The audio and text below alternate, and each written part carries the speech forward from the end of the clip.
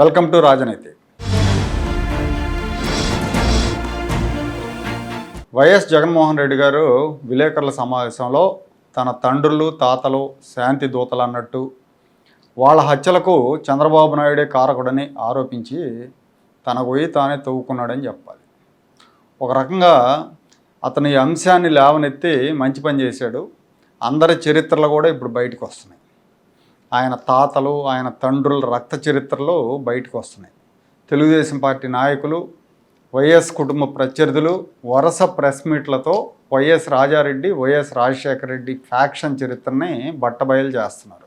జగన్ చెప్పినట్టు వీళ్ళు బాధితులు కాదు, హంతకులు అని విమర్శిస్తున్నారు. నేను మొన్న ఒక వీడియోలో పౌర హక్కుల సంఘం వాళ్ళు కడప జిల్లా పాలెగాళ్ళు అనే పుస్తకంలో ఏం రాశారో చెప్పాను. అందులో సింహభాగం వైఎస్ రాజారెడ్డి రాజశేఖర రెడ్డి అరాచకాల గురించి రాశారు. వీళ్ళ చరిత్ర తవ్వే కొద్దీ కొత్త నేరాలు బయటకు వస్తున్నాయి. రాజారెడ్డి మీద 1962లోనే రౌడీ షీట్ నమోదైంది. అంటే రాజారెడ్డి హత్య జరగడానికి దాదాపు 40 ఏళ్ల క్రితమే ఆయన రౌడీ జీవితం ప్రారంభమైంది. 1964లో తను పనిచేస్తున్న గనుల యజమాని వెంకట నరసయ్యను చంపాడని, గనులను స్వాధీనం చేసుకున్నాడని పౌర హక్కుల సంఘం వాళ్ళు వాళ్ళ పుస్తకంలో రాశారు. దాడులు, హత్యలు, గృహదహనాలు, తోటలు నరకటం, గనులు ఆక్రమించడం వంటి అనేక చట్టవిరుద్ధమైన చర్యలకు పాల్పడ్డాడన్న ఆరోపణలు ఉన్నాయి. ఒక్క మాటలో చెప్పాలంటే వీళ్ళు నెత్తుటి బాటల ద్వారా రాజకీయంగా ఎదిగారు. 2 రోజులుగా వీళ్ళ ఫ్యాక్షన్ చరిత్ర మీద మీడియాలో వార్తలు వస్తున్న నేపథ్యంలో వీళ్ళ బాధిత కుటుంబాన్ని కాంటాక్ట్ చేశాను పులివెందుల నియోజకవర్గంలో.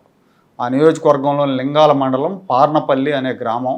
ఆ గ్రామంలో వాళ్ళు పెద్దాళ్లే, అదొక మేజర్ పంచాయతీ. 3500 మంది ఓటర్లు ఉన్నారు. ఆ గ్రామంలో జొన్నగడ్డల సత్యనారాయణ, జొన్నగడ్డల సూర్యనారాయణ అనే అన్నదమ్ములు తెలుగుదేశం పార్టీ నాయకులు. వీళ్ళకి మద్రాసులో కూడా వ్యాపారాలు ఉన్నాయి. ఆ గ్రామంలో పక్క గ్రామ పరిధిలో దాదాపు 250 ఎకరాల భూములు ఉన్నాయి వీళ్ళకి. తెలుగుదేశం ఏర్పాటుకు ముందు నుంచి కూడా వీళ్ళు మాజీ ఎంపీ డిఎన్ రెడ్డికి అనుచరులుగా ఉండేవాళ్ళు. తెలుగుదేశం పార్టీ ఏర్పాటైన తర్వాత వీళ్ళు తెలుగుదేశంలో ప్రముఖ నాయకులుగా ఉన్నారు. ఆ డిఎన్ రెడ్డిని రాజకీయంగా తొక్కేసి వైఎస్ కుటుంబం పులివెందుల మీద జెండా ఎగరేసింది. ఈ సత్యనారాయణ సూర్యనారాయణ ఇద్దరు కూడా మాజీ ఎమ్మెల్యే, ఈ ఇద్దరు సోదరులు మాజీ ఎమ్మెల్యే చల్లా సుబ్బారాయుడు, జస్టిస్ చల్లా కొండయ్యలకు దగ్గర బంధువులు. ఈ గ్రామంలో తెలుగుదేశం పార్టీకి ప్రతి ఎన్నికల్లో ఆధిక్యత వచ్చేది. అక్కడ ఒకే సామాజిక వర్గం ఉంది మెజారిటీ సంఖ్యలో. ఆ సామాజిక వర్గం తెలుగుదేశానికి అనుకూలంగా ఉండేది. దానివల్ల ఆ గ్రామంలో మెజారిటీ వచ్చేది. అలాగే లింగాల మండలంలో కూడా తెలుగుదేశం పార్టీ బలంగా ఉండేది. సూర్యనారాయణ ఆ గ్రామానికి వరుసగా 5 సార్లు సర్పంచ్గా ఎన్నికయ్యారు. ఈ పార్నపల్లి వచ్చేసి కడప అనంతపురం జిల్లా సరిహద్దుల్లో ఉంటుంది. చిత్రావతి రిజర్వాయర్ ఈ గ్రామ పరిధిలోనే ఉంది. భౌగోళికంగా అనంతపురానికి దగ్గరగా ఉంటుంది. అలాగే ధర్మవరం, సింగనమల, తాడిపత్రి నియోజకవర్గాలకి సమీపంలో ఉంటుంది ఈ గ్రామం. 1989లో తెలుగుదేశం పార్టీ ఓడిపోయిన తర్వాత, ఎన్టీ రామారావు గారు ఓడిపోయిన తర్వాత కాంగ్రెస్ పార్టీ అధికారంలోకి వచ్చింది. రాజశేఖర రెడ్డి కడప ఎంపీగా గెలిచారు. అయితే ఈ గ్రామంలో తెలుగుదేశం పార్టీకి భారీ మెజారిటీ వచ్చింది. దానికి కారణం సూర్యనారాయణ, సత్యనారాయణ అని రాజారెడ్డి, రాజశేఖర రెడ్డి కక్ష కట్టారు. వీళ్ళ మీద కేసులు పెట్టి జైళ్ళకు పంపారు. అంతటితో ఆగలేదు. వైఎస్ రాజశేఖర రెడ్డి ఒక పథకం ప్రకారం ఆ గ్రామం మీద దాడి చేయించాడని బాధిత కుటుంబ సభ్యులు చెప్పారు. వాళ్ళని కాంటాక్ట్ చేసినప్పుడు వాళ్ళు అప్పుడు జరిగిన దాడి గురించి చెప్పారు. ఆ సమయంలో తను హైదరాబాద్లో, వైఎస్ రాజశేఖర రెడ్డి హైదరాబాద్లో ఉండి తన తండ్రి రాజారెడ్డి, తమ్ముడు వివేకానంద రెడ్డి ద్వారా కథ నడిపించారని వాళ్ళు చెప్పారు. ప్లాన్ వైఎస్ రాజశేఖర రెడ్డిది, ఎగ్జిక్యూషన్ వీళ్ళది అన్నట్టుగా. ఆ రోజు 1990 సెప్టెంబర్ నెలలో రాజారెడ్డి, వివేకానంద రెడ్డి 100 మందికి పైగా మిలిటరీ డ్రెస్సులు వేసుకున్న గూండాలతో వచ్చి గ్రామం మీద పడ్డారు. ఇళ్ల మీద దాడి చేసి ధ్వంసం చేశారు. ఆ ఇళ్ల గోడలు పగలగొట్టలేక డ్రిల్లింగ్ మిషన్లు తెచ్చి డ్రిల్లింగ్ చేసి ఆ హోల్స్లో డైనమైట్లు పెట్టి పేల్చేశారంట. ఆ పేలుళ్ళకి మొత్తం వీళ్ళ బంధువుల ఇళ్ళు 7 ఇళ్లను ధ్వంసం చేశారు. వీళ్ళ ఇళ్లలోంచి మహిళలను బలవంతంగా బయటకు లాక్కొచ్చారు. వాళ్ళ దుస్తులు చించేసి దౌర్జన్యం చేశారు. ఇళ్లలో సామాన్లన్నీ కూడా లూటీ చేశారు. ముందుగా తెచ్చుకున్న ట్రక్కుల్లోకి సామాన్లను ఎక్కించి తీసుకెళ్లారు. ఇదంతా జరుగుతున్నంతసేపు రాజారెడ్డి, వివేకానంద రెడ్డి ఇద్దరు కూడా జీపుల ఇంజిన్ల మీద కూర్చొని పర్యవేక్షించారని సత్యనారాయణ, సూర్యనారాయణ కుటుంబ సభ్యులు తెలిపారు. ఆ పేలుళ్లలో తమ ఇంటి గోమాత డైనమైట్ల తాకిడికి ముక్కలైపోయి చనిపోయిందని గుర్తు చేసుకున్నారు. ఆ సమయంలో ఆ ఇంట్లో వాళ్ళ ఆవు ఉందంట, ఎప్పుడో చాలా ఏజ్డ్ ఆవు. దాన్ని ఆ టైంలో బయటకు తీసుకురాలేకపోయారు.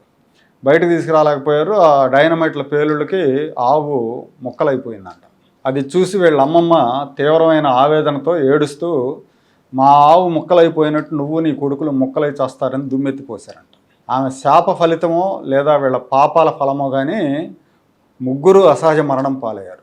ఆ ఘటన జరిగాక 8 ఏళ్లకు రాజారెడ్డిని బాంబులు వేసి చంపేశారు. ఆ తర్వాత ఇంకో 10 ఏళ్లకు వైఎస్ రాజశేఖర రెడ్డి హెలికాప్టర్ ప్రమాదంలో మరణించారు. ఆవు శరీరంలాగే ఆయన శరీరం కూడా ముక్కలైపోయింది. ఇంకో 10 ఏళ్లకు వివేకానంద రెడ్డిని దారుణంగా నరికి చంపారు. ఆ ఘటనతో ప్రమేయం ఉన్న ముగ్గురు కూడా అసహజ మరణం పాలయ్యారు. వీళ్ళ ఇంటి మీద దాడి జరిగిన తర్వాత వైఎస్ రాజశేఖర రెడ్డి ఆ గ్రామ సమీపంలో కోనలో పంచాయతీ పెట్టారు. మా ఆస్తులు రాసిచ్చేస్తే మీ జోలికి రాము అని కండిషన్ పెట్టారని చెప్పారు వాళ్ళు. అయితే వాళ్ళ బంధువైన హైకోర్టు మాజీ సీజే చల్లా కొండయ్య గారి జోక్యంతో రాజశేఖర రెడ్డి వెనక్కి తగ్గాడని సత్యనారాయణ, సూర్యనారాయణ కుమారులు చెప్పారు. ఈ తరంలో చాలామందికి వైఎస్ కుటుంబం చేసిన ఫ్యాక్షన్ గురించి తెలియదు. రాజారెడ్డి పులివెందుల్లో ఎరుకల కులస్తు ఇళ్ళు తగలబెట్టడం, మనుషులను తగలబెట్టడం వంటి ఘటనలో, రాజశేఖర రెడ్డి మర్రి చెన్నారెడ్డిని దించడానికి 1990లో హైదరాబాద్లో మత కలహాలు రగిలించారన్న ఆరోపణలు, 89 ఎన్నికల్లో జమ్మలమడుగులో రాజశేఖర రెడ్డి లైసెన్స్ లేని తుపాకీతో కాల్పులు జరపటం, 96 లోక్సభ ఎన్నికల్లో తనపై పోటీ చేసిన కందుల శివానందరెడ్డి ఆయన సోదరుడు రాజమోహన్ రెడ్డి మీద దాడికి దిగటం, ఆ సమయంలో శివానందరెడ్డి సోదరు అక్కడే ఉండి ఇతని మీద చెప్పులతో దాడి చేయటం, ఇవన్నీ కూడా బహిరంగంగా కొంతమందికి తెలిసినవి. తెర వెనుక తెలియని విశేషాలు చాలా ఉన్నాయి.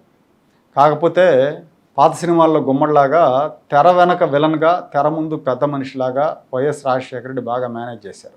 ఎర్లీ 90స్లోనే పౌర హక్కుల సంఘం, అంటే రాజారెడ్డి చనిపోవడానికి ముందే పౌర హక్కుల సంఘం వాళ్ళ పుస్తకంలో కూడా ఇదే రాశారు. ఎంవి రమణారెడ్డి కార్మిక రైతు సంఘాల నేతగా ప్రోగ్రెసివ్ ముసుగేసుకున్న ఫ్యాక్షనిస్టు, వైఎస్ రాజశేఖర రెడ్డి ప్రజానాయకుడు ముసుగేసుకున్న ఫ్యాక్షనిస్టు అని రాశారు. అది నిజం కూడా.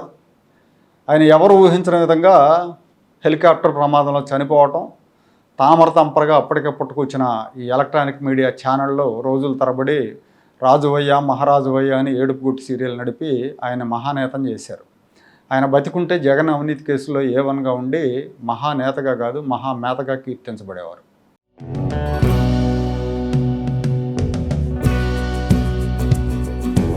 Like, share and subscribe to Rajaniti channel.